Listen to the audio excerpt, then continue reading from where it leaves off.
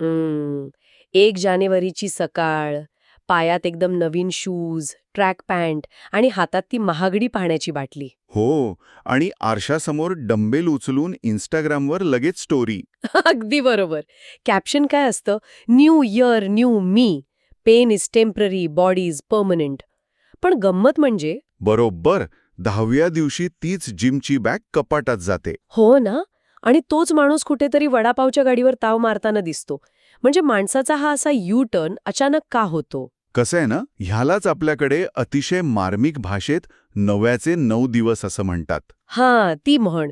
पण याचा नक्की अर्थ काय घ्यायचा? म्हणजे सुरुवातीला एखादी गोष्ट करण्याची जी धडपड असते ना, ती अगदी पाण्याच्या बुडबुड्यासारखी असते.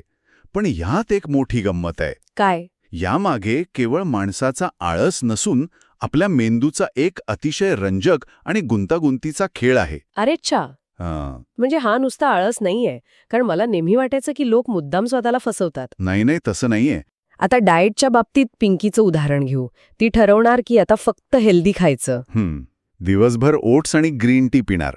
हो, पण खरी गंमत रात्री 11 वाजता होते. तीच पिंकी फ्रिजसमोर उभी राहून चक्क केक खात असते. आणि स्वतःला सांगते की आज शेवटचा, उद्यापासून नक्की डाएट. अगदी हेच. मग मेंदूचा यात काय संबंध? इथं मेंदूचं डोपामीन आणि नॉवेल्टी बायस काम करत असतं.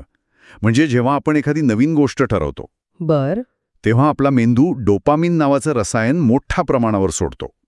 आपल्याला त्या भविष्यात मिळणाऱ्या सिक्स पॅकची कल्पनाच खूप भारी वाटते. हा, म्हणजे तो एक प्रकारचा उत्साह असतो. हो, पण 3-4 दिवसात मेंदूला त्या प्रक्रियेचं नाविन्य उरत नाही आणि मग डोपामीनची पातळी अचानक खाली येते. अच्छा, म्हणजे मेंदूला त्या नवीन सवयीचा कंटाळा येतो आणि मग तो सोपा मार्ग शोधतो. अगदी बरोबर.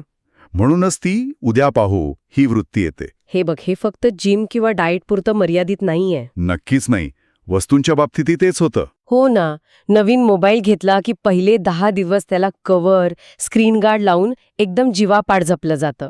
आणि 2 महिन्यांनी 2 महिन्यांनी तोच फोन उशीखाली पडलेला असतो किंवा चक्क मुलांच्या हातात पबजी खेळण्यासाठी दिलेला असतो. सुरुवातीला फोनला एखाद्या नव्या नवरीसारखं जपायचं आणि नंतर जुन्या खेळण्यासारखं कोपऱ्यात फेकून द्यायचं. हे खूप स्वाभाविक आहे, कारण माणसाची हेडॉनिक ट्रेडमिल नावाची एक मानसिक अवस्था असते. Hedonic treadmill? हे काही नवीन आता? हं? सोप्या भाषेत सांगायचं तर आपण कितीही चांगल्या किंवा नवीन गोष्टीत गेलो तरी काही काळानंतर आपली मानसिकता आणि उत्साह पुन्हा